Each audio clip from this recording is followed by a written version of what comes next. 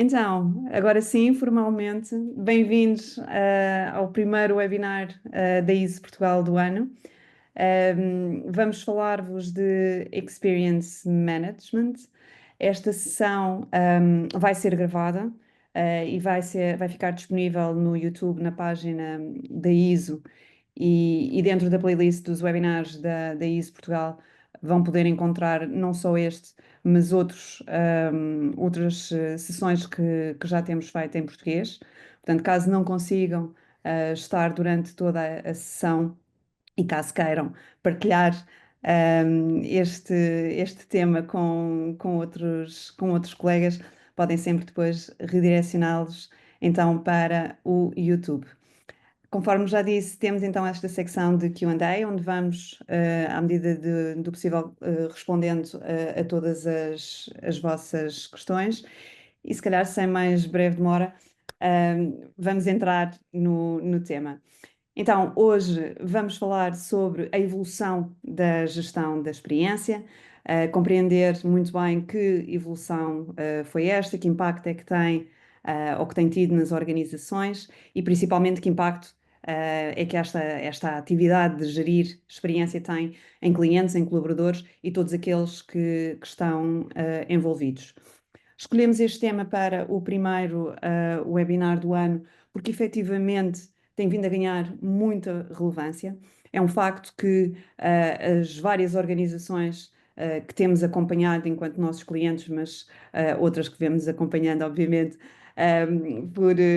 por uma questão de conhecimento, não é?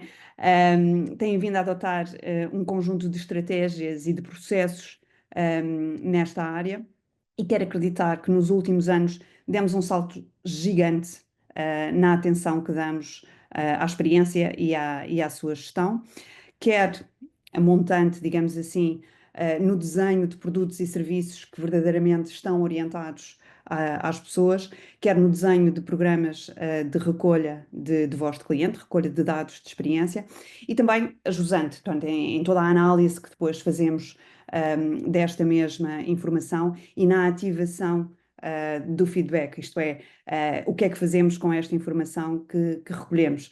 Lembrar que o fim último de toda esta atividade é realmente a transformação efetiva das experiências que estamos a entregar, um, e a tomada de consciência que o investimento em experiência vai aportar satisfação a quem servimos e, claro, valor ao nosso negócio.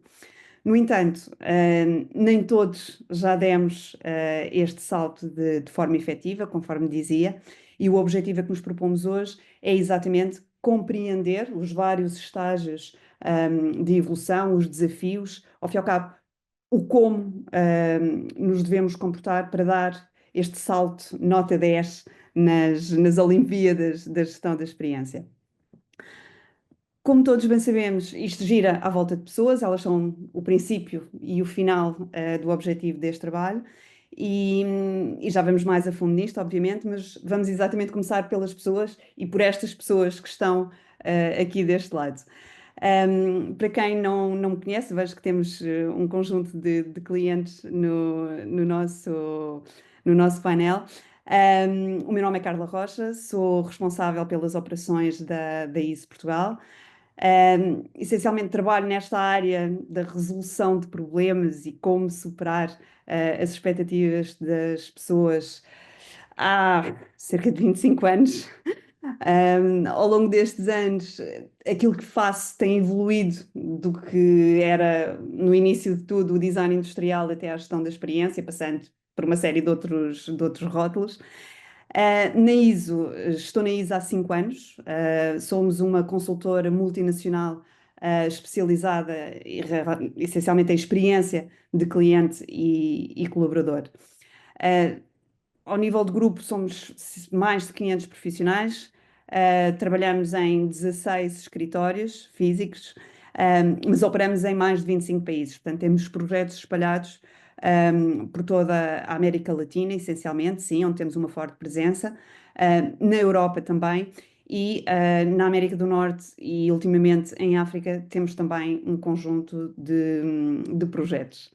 Em Portugal temos o orgulho de ter clientes em diversos setores, desde a banca, retalho, telcos, saúde, enfim, temos uma atividade bastante transversal e mais uma vez aproveito para cumprimentar muitos deles que estão aqui presentes. E tenho comigo a Tânia. Tânia, por favor. Olá! Então, para quem não me conhece, alguns se calhar já conhecem a Carla porque está há 5 anos na ISO, no meu caso eu estou há 2 anos na ISO. O meu percurso começa com o marketing, mas há cerca de 10 anos que estou a trabalhar diretamente com experiência. Comecei com experiência de cliente, hoje em dia mais numa versão mais holística, e até vamos falar disso hoje, experiência como um todo. Sou mestre em Customer Experience, fiz o mestrado até há pouco tempo com o Politécnico da Catalunha e com a Inês em Espanha, e é de facto uma área que sou apaixonada, esta questão de podermos dar experiências, trabalhar com as emoções das pessoas, criar aqui momentos de uau, conseguir corrigir alguns momentos de dor. São realmente temas que sempre me acompanharam, desde o parte do marketing, quando se chamava mais marketing one-to-one ou marketing experiencial, até agora, estes novos conceitos. E hoje estou aqui a partilhar palco, como quem diz, com a Carla, para vos falarmos então destes níveis de maturidade e como é que podemos fazer evoluir as nossas organizações onde nós trabalhamos a níveis mais altos e mais consistentes de uma forma holística. E pronto, e estejam à vontade para ir tirando as vossas dúvidas, que nós vamos ficar aqui atentas. Perfeito, obrigada, Tânia. Então, antes de passarmos efetivamente a estes níveis de maturidade que a Tânia se estava a referir e antes de falarmos dos vários desafios, riscos, boas práticas, que as organizações de diversas dimensões, de diversos setores podem ter, e que temos, felizmente, tido o privilégio de acompanhar nos projetos que desenvolvemos, permitam muito brevemente clarificar este conceito de Experience Management, ou em português, gestão da experiência. Alguns de vocês, para quem este tema já é mais familiar, poderão eventualmente questionar-se, mas porque é que estamos a falar apenas de Experience Management e não de Customer Experience Management ou Employee Experience Management? Sim, em termos de definição, obviamente estamos a falar do mesmo, portanto, é uma disciplina que permite às organizações desenhar, medir, gerir e melhorar continuamente a experiência de clientes, de colaboradores e de outros stakeholders, e é aqui que temos o ponto de charneira. Portanto, de outros stakeholders, estamos a falar de gerir vários tipos de experiência ao mesmo tempo e de forma holística, de forma coordenada, de forma a não criar silos. Se facilmente conseguimos compreender a importância da jornada de cliente, não é? Quando estamos a trabalhar em gestão de experiência de cliente, onde nos vários momentos da jornada, as experiências que temos em determinado momento ou em determinado canal podem ter uma influência nas fases subsequentes ou mesmo entre canais. Portanto, há aqui pontos que se influenciam mutuamente. Também será então mais simples, mais óbvio, compreender que a organização é um ecossistema com diferentes atores, portanto, clientes, colaboradores, fornecedores, parceiros, a própria comunidade onde a organização se insere, e que o impacto destas experiências é também mútuo. Uma frase que já dá muito se fala e que muitos devem conhecer, do Richard Branson, que diz: If you take care of your employees, they will take care of your clients. Ao fim e ao cabo, se trabalharmos a experiência de colaborador, eles próprios vão trabalhar a experiência de cliente. Portanto, logo aqui já percebemos a influência mútua que as várias experiências podem ter. Portanto, é efetivamente este o foco, a necessidade de fazer a gestão das várias experiências de uma forma holística e coordenada. Se até um determinado nível possa ser importante criar especializações, não é?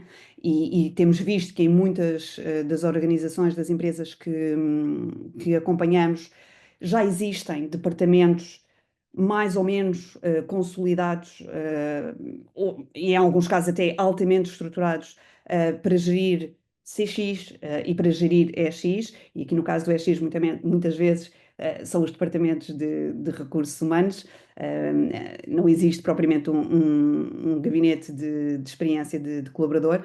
Uh, é o facto que não podemos criar o risco, ou não podemos correr o risco, perdão, de criar experiências que sejam fragmentadas ou dissonantes. Portanto, já percebemos que elas têm que estar coordenadas. Devemos, de alguma maneira, questionar-nos se faz muito sentido ter estruturas diferentes e estiladas, conforme estávamos a dizer, para cada um deles, sabendo à partida que muitos dos processos, muitas das metodologias, muitas das métricas e das ferramentas que são utilizadas em ambas, portanto, são transversais. Logo, de alguma maneira, torna-se crítico rentabilizar todos estes esforços e, mais do que isto, haver uma estratégia comum e uma coordenação entre as várias iniciativas de gestão, porque, mais uma vez, elas podem se influenciar mutuamente. Não criar silos, ter as áreas a falar entre si, é claramente um desafio que temos visto em muitos dos nossos clientes. Não desperdiçar os recursos, podemos eventualmente incorrer no risco de ignorar oportunidades valiosas, e isto só acontece, Tânia, se passares ao próximo slide, por favor, se efetivamente criarmos estas sinergias, estas ações coordenadas, transformar positivamente a experiência de cada ator, vai trazer valor a cada um e aos restantes. Portanto, potenciar a experiência no ecossistema como um todo, sem estas caixinhas, como aqui estamos a referir. Podes passar? Portanto, em resumo, este novo conceito, digamos assim, a que chegamos, de Experience Ecosystem Management, é então esta abordagem estratégica que na ISO temos para ajudar as empresas, as organizações, a criar esta cultura centrada na melhoria da experiência de todas as pessoas, e este será sempre o filo último. Pessoas estas que fazem parte do ecossistema, que, conforme vemos, é muito mais alargado do que os nossos clientes e os nossos colaboradores. Desta forma, não nos vamos limitar a gerir estes dois intervenientes, clientes e colaboradores, nem fazê-lo de forma isolada. Esta abordagem permite uma visão holística e realmente trabalhar todos estes círculos que aqui vemos e que visualmente conseguimos perceber então que estão interligados e que se influenciam mutuamente. A ideia-chave que gostaríamos que guardassem depois deste webinar é realmente que é necessário ter esta consciência que esta organização é um ecossistema que é inteiro, que é forte, e que temos de identificar como é que ele é constituído, quais as necessidades globais e específicas de cada um dos componentes, para que possamos, de alguma maneira, definir e acionar uma estratégia sólida e unificada para a gestão da experiência. Obviamente que os principais atores continuam a ser clientes e colaboradores, mas isso não significa que sejam os únicos, e estes outros são muitas vezes essenciais para garantirmos o sucesso na gestão da experiência de cliente e de colaborador.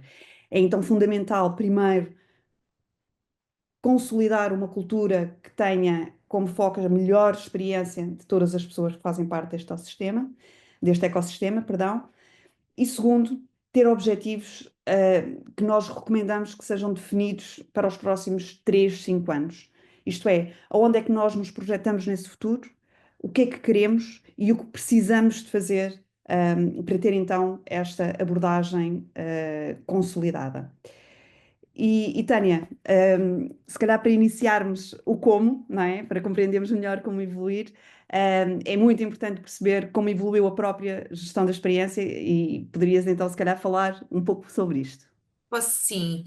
E isto depois disto está de tudo o que tu falaste, não é? É bom olharmos um bocadinho e percebermos como é que chegámos até aqui e o porquê que se deu também esta evolução na gestão de experiência, como tu própria estavas a explicar, não é? Esta evolução. E aquilo que vamos ver agora, vamos ver o que aconteceu neste século. Nem sequer vamos mais para trás, porque podíamos ir mais para trás com outras eras. Aqui vamos só ver mesmo o que é que se passou nos últimos 25 anos.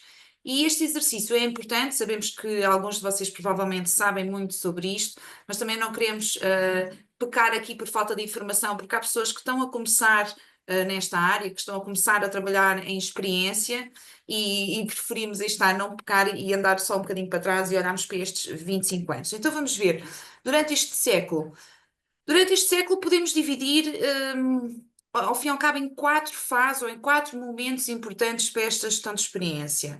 Pelos anos 2000, foi inclusive na altura em que a própria neuropsicologia começava a mostrar aqui alguns resultados e a mostrar como é que funcionava a mente humana, principalmente na questão de tomada de decisões, e principalmente as decisões de compra, não é? Começou a haver aqui aquele boom de entender realmente que não tomamos também decisões apenas racionais, mas muito movidos por aquilo que nos liga de forma emocional.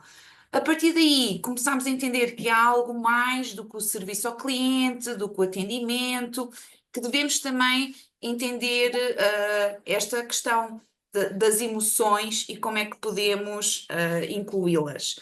Nestes primeiros 10 anos, começamos a ouvir alguns novos conceitos, como por exemplo a satisfação, começam-se a fazer alguns questionários, há outros conceitos, como por exemplo a da questão da qualidade de serviço, começa-se a entender que a importância de cuidar de clientes e que esta relação não é meramente transacional, que existe efetivamente um outro tipo de visão que podemos ter, mas era sobretudo muito exploratório. Por volta aí dos anos 2010, 2010 neste caso, a 2015, começa a ser popular o NPS. Na realidade, o NPS já existe desde antes, desde cerca de 2000, mas é nesta altura que começa a ser frequente as empresas utilizarem o NPS, começarem inclusive a colocar esta métrica nos seus sistemas de avaliação.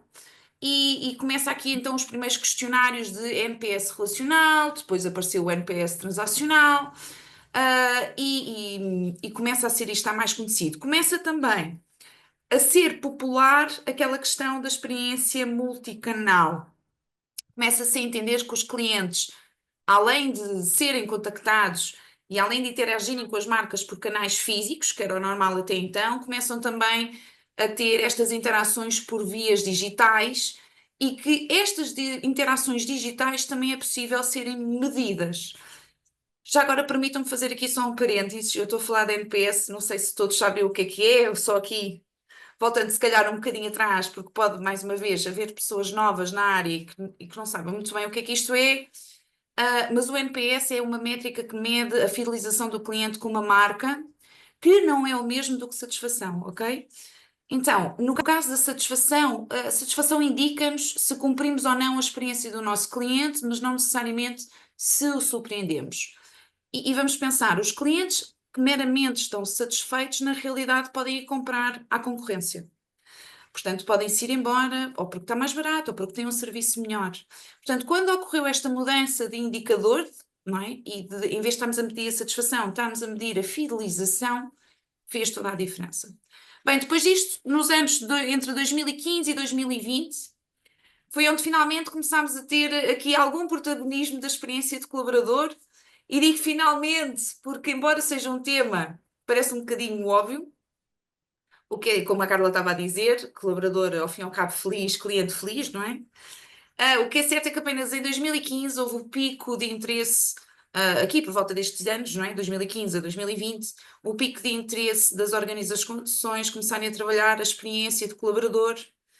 É também nesta fase que se começa a perceber que, ao fim e ao cabo, as equipas ou os temas de experiência de cliente podem falar, podem se conectar com os temas de experiência de colaborador, e que na realidade não são temas assim tão separados como se fazia ver até então, e começa-se a ver aqui algumas iniciativas mas contudo ainda se torna difícil interagirem, ainda são pilares aqui de alguma forma muito distante. Também é nesta fase que se começa a relacionar dados de experiência, que é o que nós chamamos X-Data. Quem já assistiu aos nossos outros webinars já falámos disto mais do que uma vez, com os dados operacionais que nós chamamos OData, e com estas sinergias começamos aqui a tirar alguns insights. Bem, chegamos finalmente aqui à fase que estamos hoje em dia. Esta fase começou no ano cerca de 2020, portanto nos últimos 5 anos, mas realmente nos últimos 2, 3 anos é quando aparece então este conceito de Experience Management, e onde aquilo que andámos a fazer, que era nos especializarmos, começamos a perceber que afinal temos de quebrar estes silos que nós próprios criámos e começámos a pensar numa experiência como um todo, enquanto pessoas, porque na realidade pessoas, fornecedores, clientes, colaboradores, somos todos pessoas. E há aqui alguns aspectos básicos que realmente são comuns. Há alguns temas de processos, de metodologias, de ferramentas. Há muita coisa que na realidade se pode adaptar, principalmente a cliente e colaborador. Portanto, pode não fazer sentido uma organização estar disperso e estar em 2 pilares e acaba por ser recursos extra, não é? Muitas estratégias e iniciativas que ao fim e ao cabo se vêm a aplicar em experiência de cliente ou vice-versa, é perfeitamente passível de se gerir no outro lado. Portanto, aqui a mensagem é identificar estes pontos de convergência e de semelhança para criarmos então uma estratégia muito mais sólida, ok? Esta abordagem é muito baseada também numa personalização que, entretanto, conseguimos identificar, portanto, conseguimos personalizar mais, na questão da omnicanalidade, e começou aqui também a haver algumas análises preditivas para antecipar estas necessidades e não estamos a ser tão reativos, mas muito mais proativos perante as necessidades dos nossos clientes. Assim, esta foi a nossa jornada.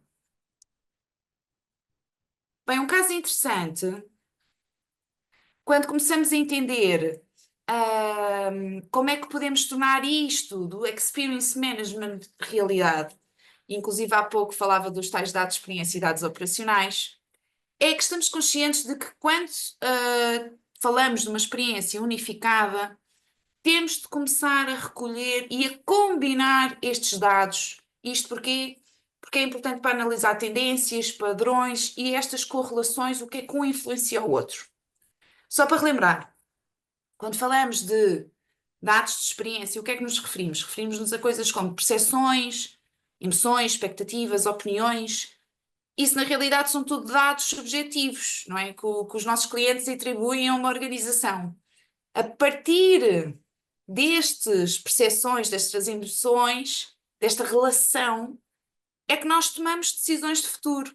E eu gosto de dar aquele exemplo do restaurante, se não vocês fizerem o exercício de pensarem onde é que vão mais vezes comer, provavelmente vão perceber que não é o sítio mais chique, que não é a melhor vista, que não é a melhor comida, mas sim aquilo que vos conecta. É aquele restaurante que sabe que vocês preferem a mesa ao pé da janela A, B ou C, é aquele restaurante que sabe que vocês gostam de uma bica no final com a chávena escaldada. Portanto, é aquilo que vos conecta a nível de emoções e que cria memórias, não é? Porque estamos sempre a falar disto. É importante também vos dizer que como é que nós chegamos a estes dados de experiência? Nós chegamos a isto com metodologia, com investigação tanto quantitativa como qualitativa, e é assim que nós vamos conseguir identificar isto. Quando estamos a falar de dados operacionais, quer dizer que estamos a falar de dados que, por norma, já existem nas vossas organizações. Estamos a falar de dados financeiros, operacionais ou de recursos humanos.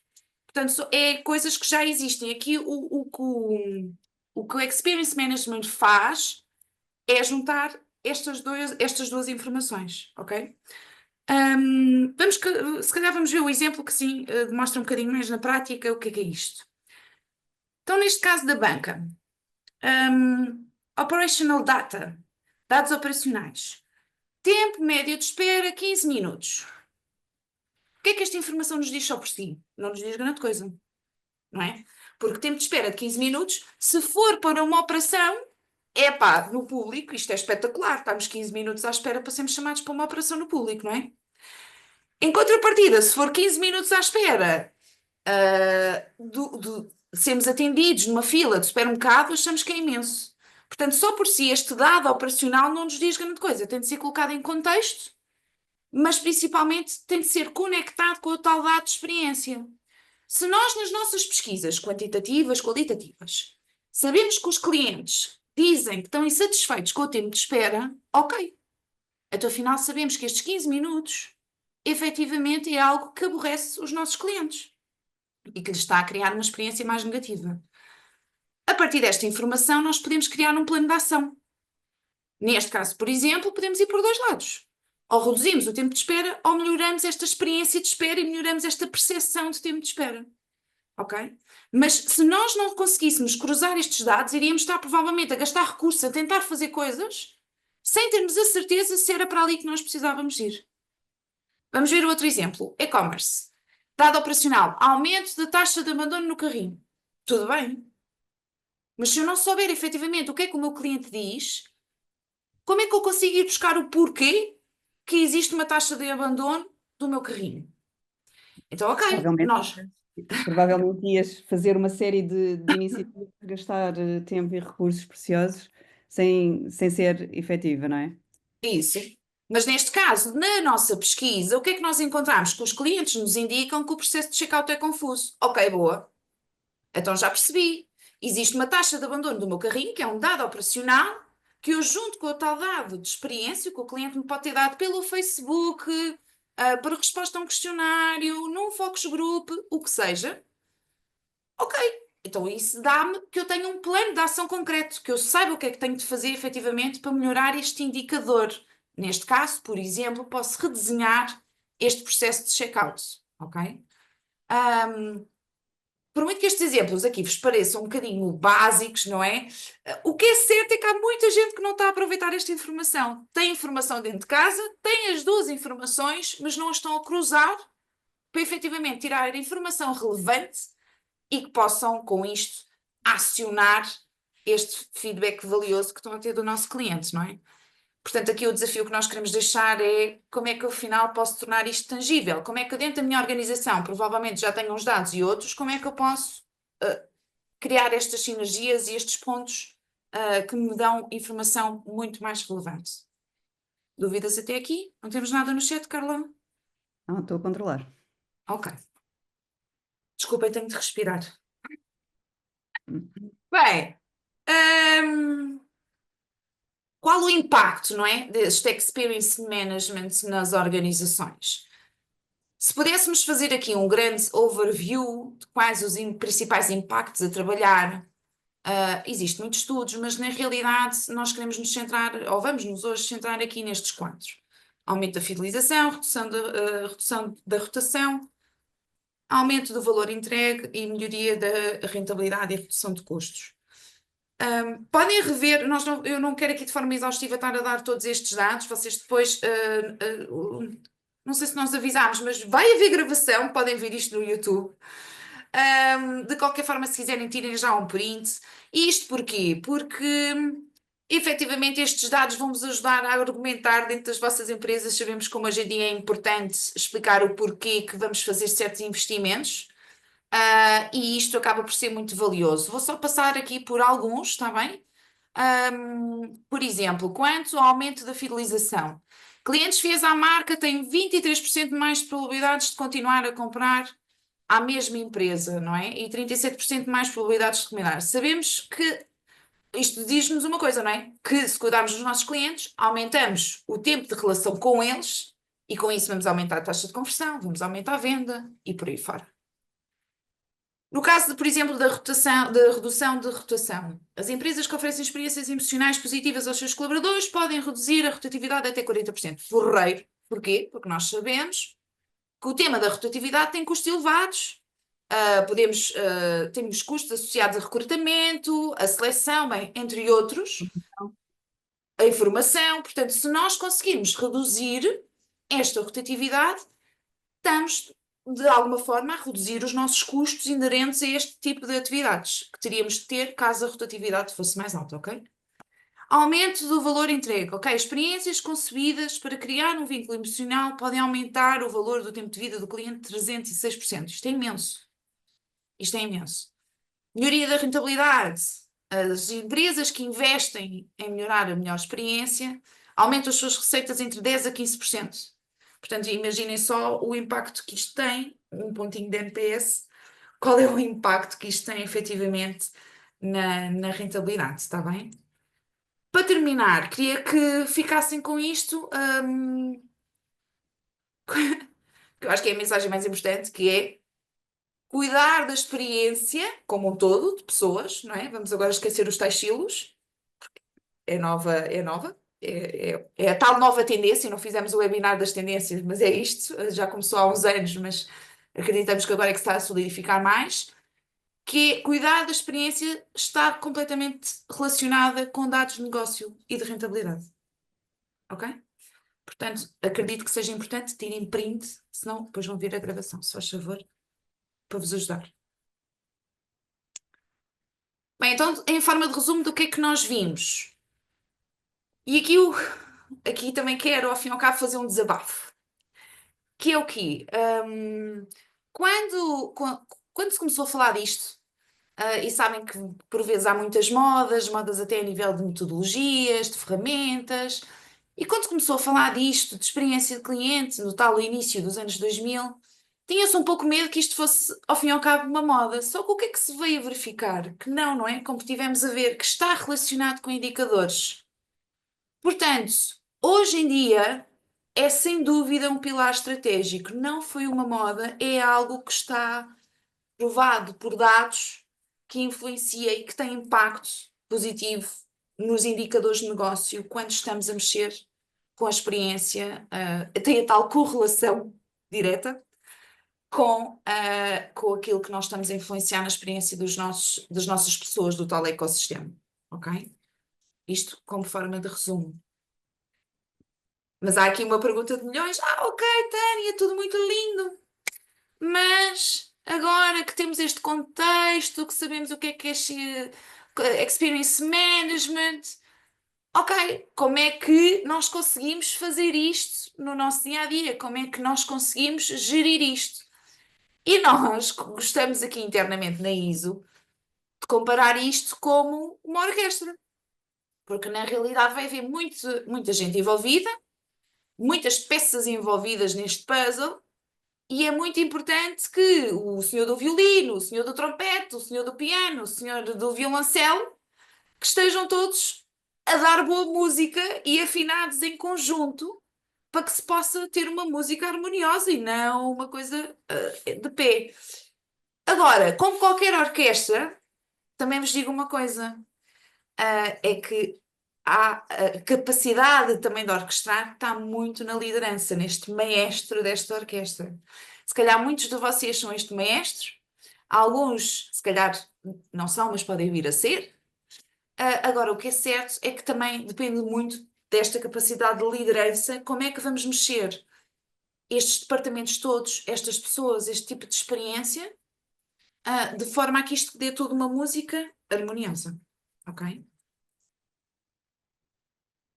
Então, falando desta orquestra, afinal, quem é que são os senhores violoncelos, dos violoncelos desta orquestra?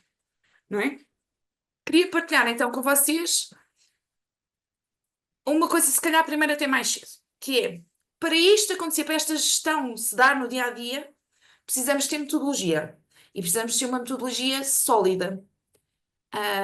Porque aí está, porque estamos a falar, no fundo, de duas coisas quando falamos de experiência: emoções e memórias e recordações.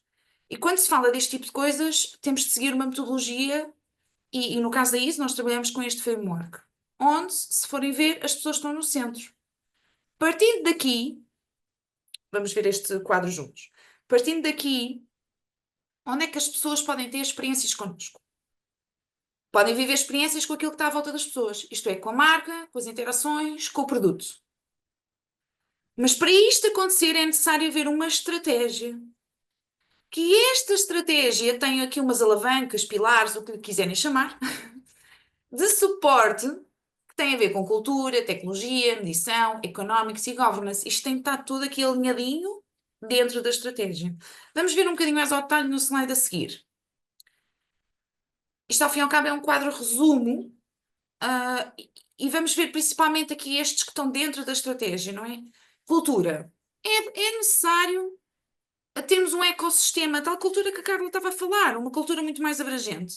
Governance, super importante. Da nossa experiência, muita coisa não acontece se isto não estiver bem definido. Se quem é que faz o quê, quem é que fica com o quê, quem é que vai disseminar dentro da organização, quem é que são os meus mini pivôs, os meus embaixadores desta experiência dentro de cada departamento, como é que eu vou fazer isto? Com que prioridade? É muito importante. Tecnologia, que tecnologia é que me vai apoiar? Que tecnologia é que me vai unir estes dados que estávamos a falar, de experiência, de operacional, de cliente, de colaborador? Medição, como é que eu vou fazer os meus programas de voz de cliente, de voz de colaborador, e inclusive é depois o economics, como é que, se eu vou ter uma visão estratégia, eu vou ter que provar por A mais B que isto tem um impacto. E como é que eu vou provar isso, não é? Que indicadores é que eu vou usar para conseguir mostrar que existe uma correlação direta entre a minha experiência de cliente ou de colaborador e indicadores de negócio? É aí que entra o economics. Portanto, malta, o que eu vos digo é, isto é tipo, pronto, a orquestra também gostamos muito desta, que é de saber tocar uma corda, uma viola. Tem uma data de cordas, isto tem tudo de soar bem, sabemos que nem sempre soa bem, mas também tem de haver muito treino e não se aprende a tocar viola de um dia para o outro.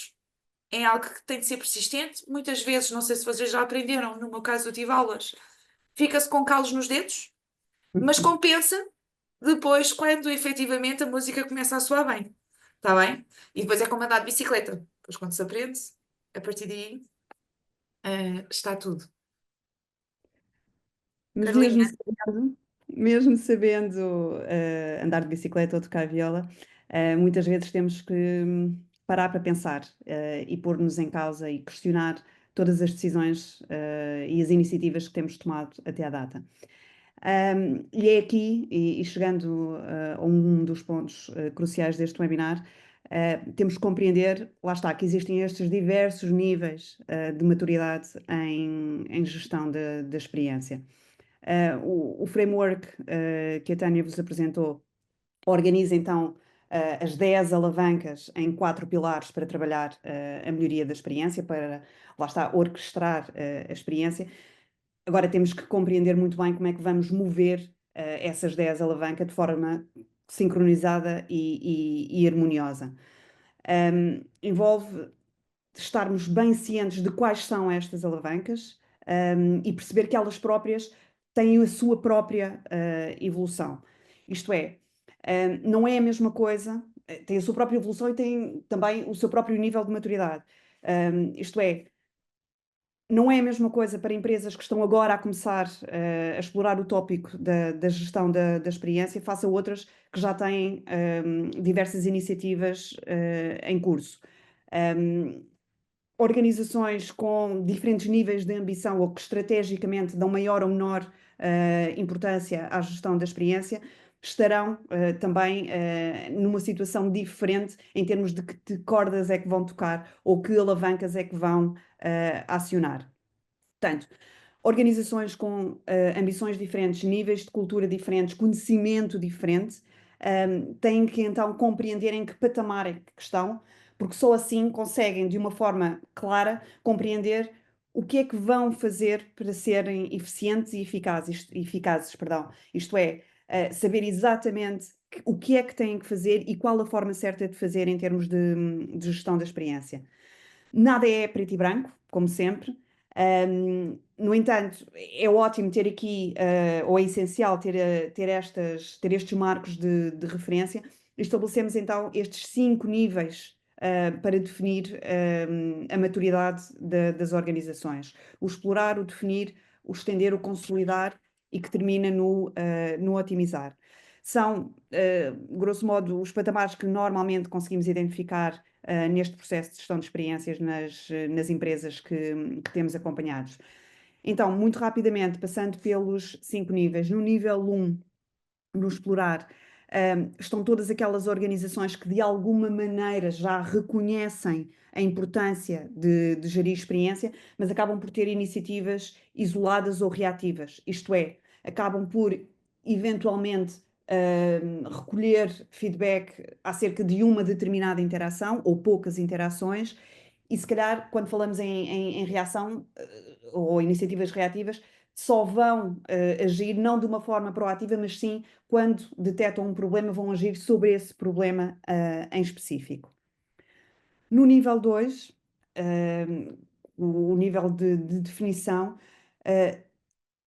vamos então avançar, isto é, começamos a trabalhar as alavancas partindo do centro das pessoas, claro. Na maioria das vezes começamos por nos focar na interação, e claramente a definir métricas e a trabalhar com uma tecnologia que nos facilite todo este trabalho. Já sabemos que temos que trabalhar nisto, entre aspas, mas na maioria das vezes podemos não saber exatamente o como. Ainda não temos, lá está a tal definição estratégica ou o conhecimento que nos dá a orientação para saber como fazer. A gestão, lá está, continua a ser ainda pontual, e não está integrada em toda a organização. Normalmente centrada em departamentos associados ao marketing, já alguns à gestão da experiência, a métricas e já encontramos também associados ao IT. No nível 3, colocamos as empresas que, de alguma maneira, já têm uma visão para a gestão da experiência mais ou menos consolidada, já sabem o como, porque já têm alguma experiência vinda da fase anterior, do definir. Agora estão numa posição em que já sabem o para onde e o para quê, que lhes é dado por esta visão estratégica, começam então a ganhar estrutura, a ganhar direção. Claramente já combinam os dados operacionais e de experiência, conforme a Tânia já referiu. Alavancas como o governance, para além da estratégia, é nesta altura que se começam a revelar ainda mais cruciais, ainda mais fundamentais. É muito importante para dar este passo de estender, que a organização como um todo internalize o que é gerir experiência. É muito importante o envolvimento, quer nas iniciativas, quer nos processos, de todas estas pessoas, que comecemos a dar os primeiros passos na transformação cultural que pretendemos ver nas nossas empresas. É aqui que normalmente se dá o salto para outras áreas. Muitas empresas começam pelo CX, e é nesta fase que começam a trabalhar a experiência de colaboradores, experiência de parceiros, trabalhar a experiência de marca, experiência de produto, e claramente, ao fim e ao cabo, é aqui que vamos progredir, não é? Que vamos avançar em escala na gestão da experiência.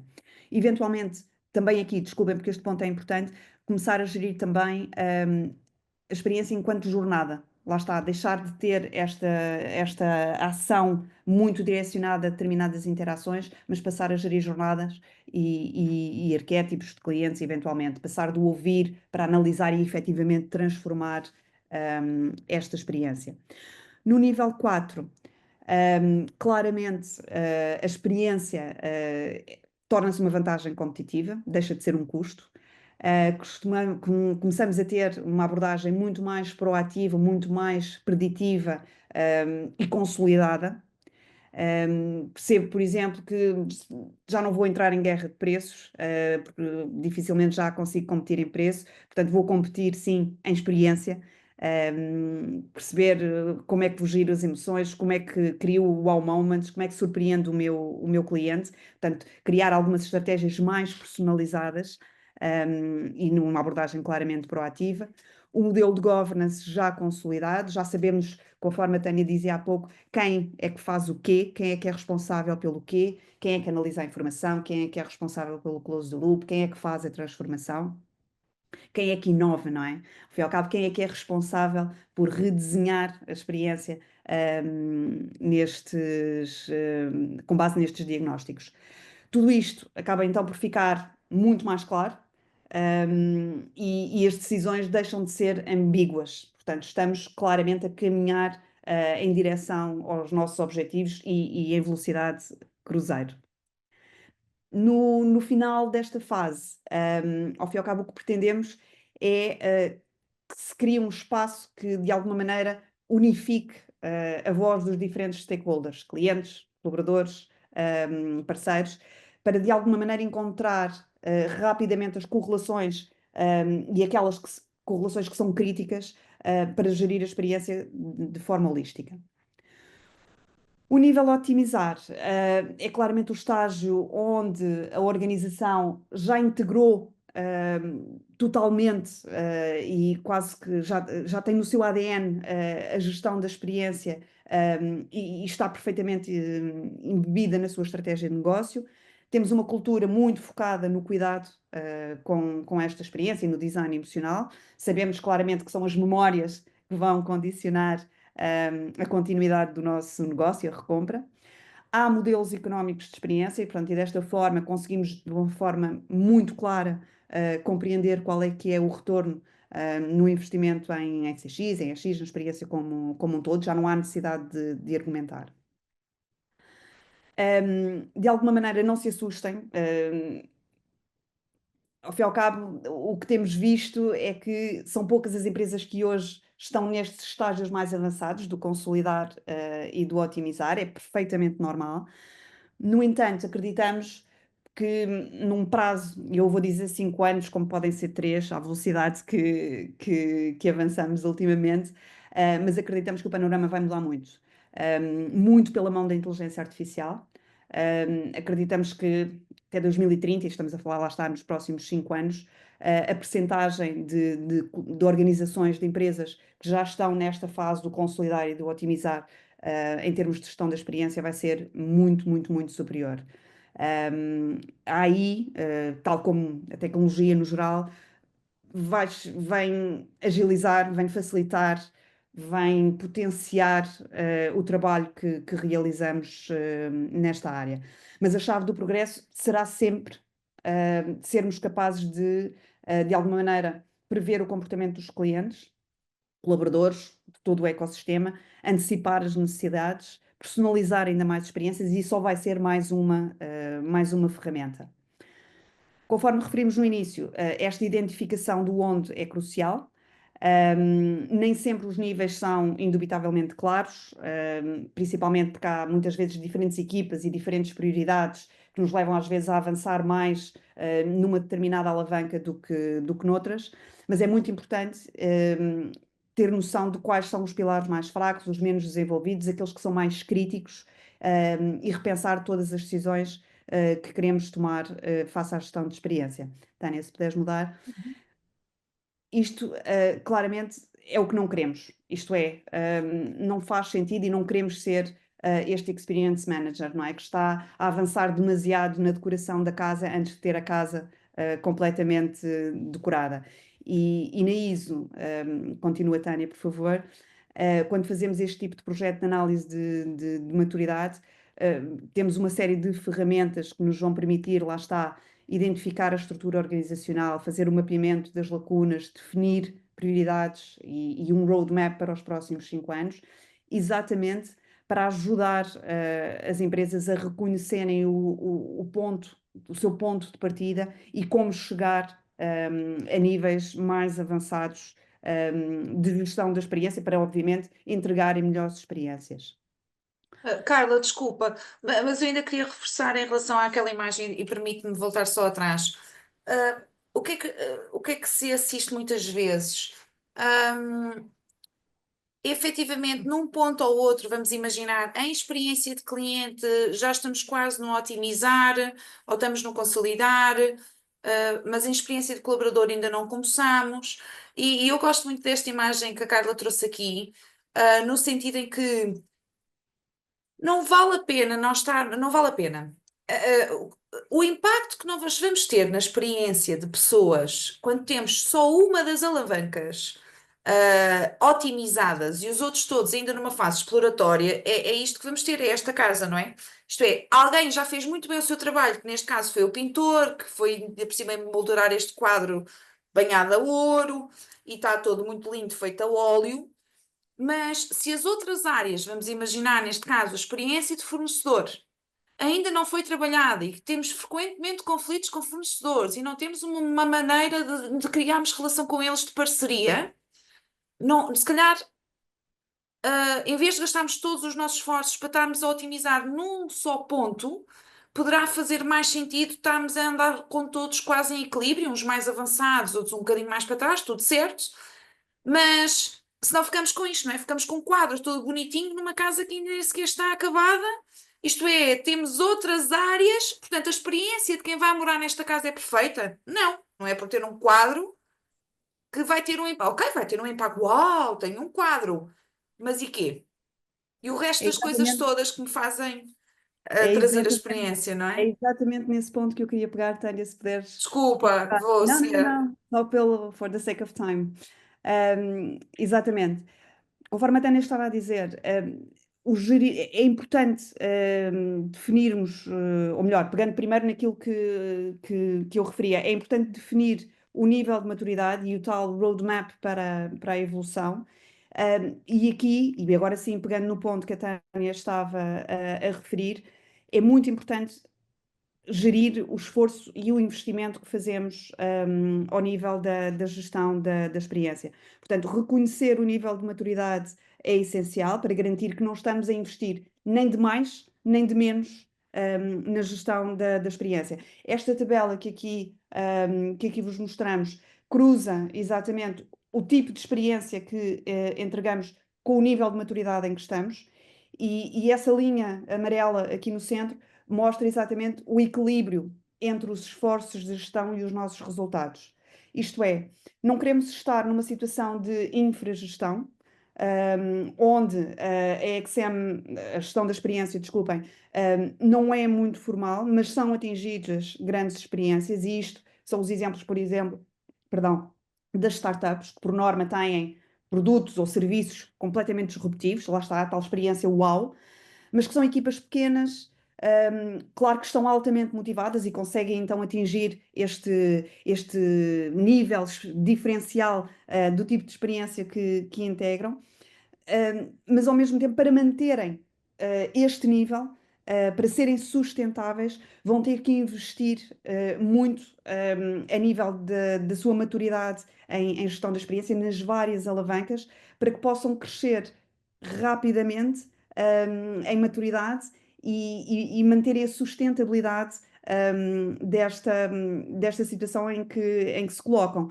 Isto é, têm que criar a estrutura necessária para este crescimento, não estarem, por exemplo, completamente focados no seu fundador, e garantirem que com este desenvolvimento, com este crescimento do negócio, vão manter este nível experiencial. No ponto oposto, é muito importante compreender, lá está, porque pouca gestão ou má gestão é também muito complicado, é tão complicado como a sobregestão, não é? E não queremos de todo ter isto. A situação exemplo é, lá está, muitas iniciativas serem lançadas, mas que não se traduzem efetivamente numa melhoria de experiência. Vamos imaginar empresas cuja natureza do setor ou do produto ou serviço que integram é uma experiência neutra, está tudo certo com isto também. Muitas vezes acabamos por sobre-investir em gestão da experiência, mantendo ou não fazendo evoluir esse nível. Isto é, ao limite, é um desperdício de recursos. Ou então, empresas que têm muitas equipas a trabalhar, mas de forma completamente descoordenada em experiência, conforme a Tânia dizia, são muito bons a trabalhar a experiência de colaborador, mas péssimos a trabalhar a experiência de cliente. Normalmente é ao contrário. Ou têm, lá está, as tais várias iniciativas que não levam a um crescimento efetivo, a um resultado, a um valor acrescentado para os diversos stakeholders. E isto muitas vezes tem a ver com falta de governance ou falta de estratégia comum entre estas várias áreas da experiência. Portanto, Essencialmente, é muito importante coordenar, lá está, o nível de experiência que é entregue com o esforço de gestão, garantir que as diversas áreas estão consolidadas e estão coordenadas para que a experiência objetivo seja alcançada. Temos que nos perguntar, quer numa situação, quer noutra, qual é que é a nossa capacidade de evoluir, em termos do tipo de experiência. Se tenho capacidade de implementar iniciativas e resultados plausíveis de serem alcançados, um, se estamos a investir o esforço certo na área certa, um, obviamente face ao resultado que pretendemos alcançar, e se estamos, ao fim e ao cabo, a melhorar efetivamente a experiência. Aqui neste slide, acho que podemos avançar. Sim, deixa-me só focar aqui mais um ponto. Estava a pensar na questão da transformação cultural. Um dos riscos, diria, tremendos, quando falamos de evolução dos níveis de experiência e no esforço que fazemos, para a gestão da experiência, um, se a estratégia, não for bem gerida, não só se perde dinheiro, como se perde tempo, mas desgastam-se as pessoas e acabamos por perder, credibilidade, quer internamente, no seio da nossa empresa, junto dos nossos colaboradores, mas mais crítica ainda, também nos nossos clientes. Quase que os clientes se questionarem para que é que eu vou responder a este questionário se nada daquilo que eu disser tem impacto na empresa. Ora, isto é claramente um exemplo de uma gestão não muito bem efetuada do nosso lado. Agora sim, Tânia. Em resumo, quanto maior for o nível de maturidade, maior será o impacto, quer na fidelização, quer na rentabilidade, melhor será este crescimento e mais sustentável. E a chave é então ter iniciativas, mas fazer a gestão estratégica e mensurável da experiência. Fizemos X, ótimo. Pode ser medido? Sim. Os resultados são bons? Ótimo. Então, a partir daqui, sim, podemos avançar. E falando em avançar, Tânia, se calhar falar aqui um pouco de que estratégias é então que podemos implementar para avançar entre níveis de gestão de experiência, desculpa, de maturidade na gestão da experiência. Sim, é isso mesmo. É o que a Carla estava a dizer. Agora, o que é que vamos ver a seguir? E se calhar acaba por ser a parte mais interessante ou a parte mais prática, que vamos falar como é que estratégias são estas que nos levam do nível 1 ao nível 2, do nível 2 ao nível 3 e por aí fora. E vamos ver para vocês terem como referência, como inspiração, está bem? Para o vosso dia a dia. Também tendo aqui alguma noção do tempo, aí está, se tiverem alguma dúvida, digam. Vou tentar avançar, porque também tínhamos combinado que seria mais ou menos 1 hora e já estamos a bater em cima de 1 hora. Bem, como é que passamos então do nível 1 explorar para o nível 2 a definir e o que é que nós temos de fazer e qual é a nossa estratégia? Podemos trabalhar em 2 níveis. Primeiro, não sei se recordam, a primeira fase é explorar, não é? O explorar ainda tem tudo muito ad hoc, então o que é que nós temos de fazer para passar para o nível 2? Como estratégia podemos ter, implementar inquéritos simples, de satisfação e fidelização junto aos nossos clientes e colaboradores para realizar então alguns cruzamentos, ao fim e ao cabo, para vermos aqui as tais sinergias entre os dados operacionais e os dados de experiência, quer de um como do outro. Nesta fase, isto é, no nível 2, também se entende que a maior parte das empresas vão ter isto dividido entre experiência de cliente e experiência de colaborador. Então, por isso, temos aqui ao fim e ao cabo 2 coisas que podem fazer sobre baixo deste chapéu, não é? Da questão de construir uma base de medição e começamos aqui a sensibilizar. Podemos deixar de medir ao fim e ao cabo o NPS de forma isolada e passar a relacionar isto com os dados operacionais.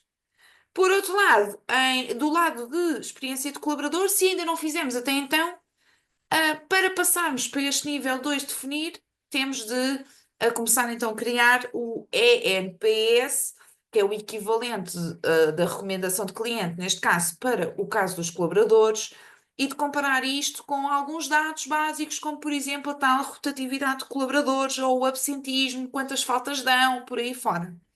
E começamos aqui a ter alguma uma linha orientativa. Nesta fase 2 ou neste nível 2, definir, também é importante que se comece a fazer um mapeamento de experiência e a identificar que arquétipos é que existem dentro da minha organização. Portanto, queremos compreender qual é a estratégia, onde é que nós queremos, não é? Compreender a experiência completa de um cliente e do colaborador, ao fim e ao cabo, em todos os momentos de interação que tem com a organização. E para isto, o que é que nós temos de fazer? Por um lado, começar a criar jornadas, e estas jornadas podem ser de cliente ou de colaborador, para identificar aqui alguns momentos importantes de verdades e de dor. Por outro lado, também temos de começar a criar arquétipos, ou personas, para segmentar aqui os clientes e os colaboradores, de forma mais estratégica, para que depois seja possível personalizar, desde personalizar conteúdos, personalizar discursos, personalizar scripts, personalizar pacotes de serviços, personalizar de acordo com estas tais necessidades que vão ter este conjunto de personas que vamos identificar. Portanto, se estão no nível explorar, que é tudo muito ad hoc, para passarem para o nível definir, é isto que tem de definir. É começar a definir uma base de medição e começar a mapear as vossas jornadas e as vossas personas. Ok? Ok, Tânia, já fiz isso tudo. Quer a nível de experiência de colaborador, quer de fornecedor, quer de cliente. Pronto, já tenho mais ou menos isto. Uns a começar mais cedo, outros a começar mais tarde. Mas em geral sinto que estou no nível 2. Portanto, já mapeei as personas, já mapeei a jornada, já comecei a ouvir as minhas personas. O que é que eu posso fazer para o nível 3 que é estender? Ok, então aqui neste nível 3, a tal questão de termos ainda os departamentos separados ou ações que possam ser mais de um lado como do outro, neste nível 3, o que nós queremos é unificar. Vamos unir esforços entre as equipas de cliente e de colaborador e vamos então criar equipas que sejam dedicadas à experiência enquanto um todo, começar a normalizar processos, identificar práticas que possam ser utilizadas num lado ou no outro, ok? E para isto é importante formar as pessoas, dar-lhes autonomia, e dar-lhes capacidade que possam tomar decisões depois nos resultados que vão começar a ter de quando estão a ouvir os colaboradores ou os clientes, está bem? Devem também, para passar para este nível do estender, implementar efetivamente um programa de voz de cliente, porque nós, inclusive, quando fazemos estes projetos, muitas vezes o nosso primeiro slide é programa de voz de cliente é diferente de apenas questionários. Não é a mesma coisa. Portanto, aqui temos de ir um bocadinho mais longe, criar uma jornada, por exemplo, de VOC, ver onde é que eu quero efetivamente contactar o meu cliente, em que momentos desta interação que ele tem com a organização, no caso do cliente, é que eu quero ouvir, que outras formas é que eu tenho de ouvir sem ser por questionários, que outras fontes de informação é que eu posso ir buscar. E é muito importante, aí está, de preferência, começar a unificar isto tudo numa só plataforma tecnológica para não desperdiçarmos informação. Porque senão muitas vezes temos informação de um lado ou temos informação do outro, mas não criamos estas tais sinergias. Nesta fase, no nível 3, é isto que vamos andar a fazer. É começar a pôr cola e criar sinergias e padrões e juntar isto tudo. E, se possível, melhor ainda na mesma plataforma. Ok, então já fiz isso tudo. Como é que eu passo para o nível a seguir? Como é que eu vou consolidar, Consolidar ou consolidar isto? Então, agora que já ouvimos, que já criámos aqui estas sinergias, não é? Já mapeámos, podemos começar a trabalhar com esta personalização, porque já começamos a ter dados históricos. Já nos começa a ser permitido adotar algumas estratégias de personalização e anteciparmos necessidades. Provavelmente vocês, tal como eu, usamos Spotify, usamos Netflix ou esse tipo de plataformas que claramente, ainda um dia destes com o meu filho, eu disse: bem, filho, o teu Netflix não é o mesmo do que o meu, porque não estamos de todo a ver as mesmas coisas. Não nos é apresentado as mesmas coisas.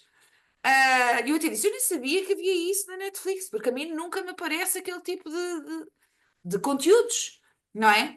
Então, já que temos dados históricos, temos um programa de voz estruturado, de voz de cliente, colaborador, de fornecedor, do que vocês quiserem, de tudo, de preferência, não é? Podemos começar então a adotar estas estratégias de personalização. Como? Implementando programas de fidelização, começar a personalizar com promoções, com recomendações de produtos, e por aí, que é aquilo que nós já assistimos. Definir também, muito importante nesta fase, uma experiência omnicanal e não multicanal. Isto é, conseguir mapear e entender que o cliente pode efetivamente começar a sua jornada numa interação, num canal físico, por exemplo, e depois passar para um digital e por aí fora. Também nesta fase entram aqui os modelos de governance. Para passarem para o nível 4, é necessário criar uma estrutura, que já voltámos a referir, vou referir novamente. É preciso saber quem é que faz o quê. Isto não pode andar à deriva, porque se andar à deriva é muito difícil que vá acontecer tão rapidamente como poderia ser se tiver algum maestro desta orquestra, está bem? Temos de saber quem é que são os maestros dentro da organização, estabelecer um modelo de governance com equipas multidisciplinares. Estamos a falar de pessoas, portanto, interessante inclusive é juntar clientes, colaboradores, juntar o departamento financeiro com o da qualidade, com o dos recursos humanos, com o que seja. Vamos deixar estas caixinhas, não é? E incluir todas as áreas. E é importante também integrar métricas de experiência de cliente e dos colaboradores em indicadores de desempenho de negócio. Então, depois de ter isto tudo feito, como é que eu chego ao tal último nível de otimizar? O que é que eu posso fazer? De forma muito direta, temos de trabalhar a dois níveis. Desde a gestão preditiva e o modelo de economics, e do outro lado, uma cultura centrada na experiência e, ao fim e ao cabo, neste design emocional, que mais uma vez, quando falamos de experiências, falamos de emoções, emoções geram recordações ou memórias também. Então, a nível de gestão preditiva e modelo economics, vamos utilizar modelos preditivos baseados em inteligência artificial, ter um modelo de economics sólido que permita mapear. Temos então de ver que algoritmos são estes que nós podemos usar para personalizar a experiência, para anteciparmos as necessidades, medir como uma melhor experiência no ponto de venda afeta as taxas de conversão ou de fidelização.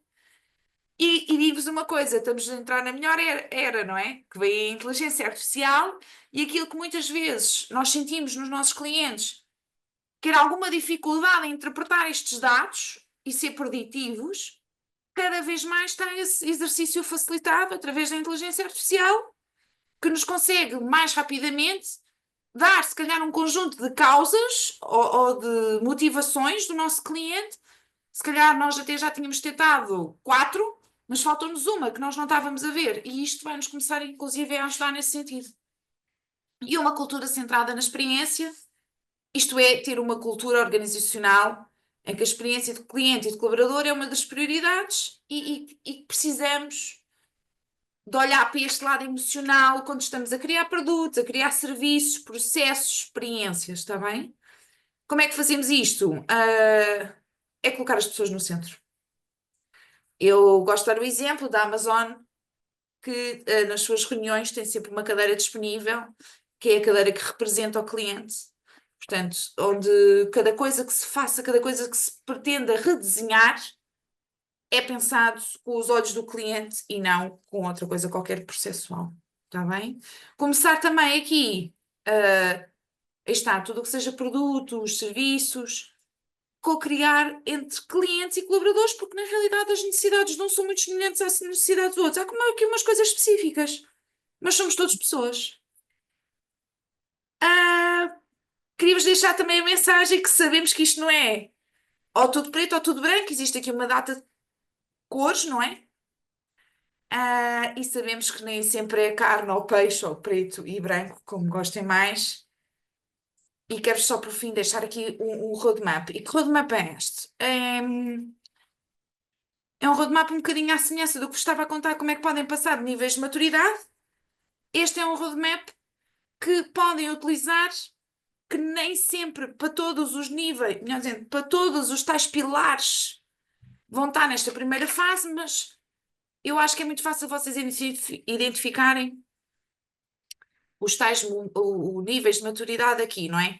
No caso do explorar, claramente estamos numa fase de ouvir, estamos naquela fase de precisamos de avaliar onde é que nós estamos e qual é o caminho que eu tenho de seguir, qual é o meu norte. Na fase seguinte, que é o definir, entra a tal questão de vamos definir jornadas, vamos definir personas, tal e qual como na última fase, não é? Estamos aqui já a entrar no governance, transformação.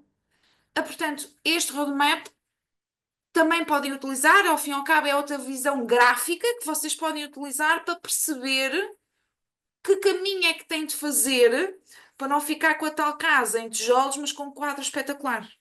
Está bem? Tânia, se Acaba. calhar para finalizar, já passámos Sim, 15 sim. minutos.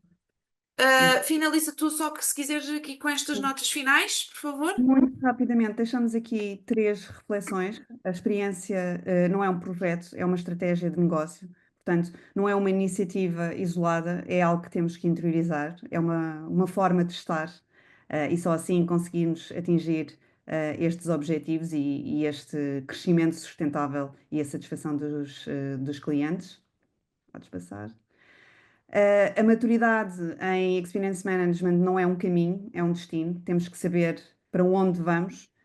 O caminho vai-se definindo, sabendo gerir, estas mutações e estas variações e estas evoluções de cada um dos componentes. E por fim, a chave para o sucesso, lá está, são as pessoas. Ligar pessoas com os dados, e com as emoções.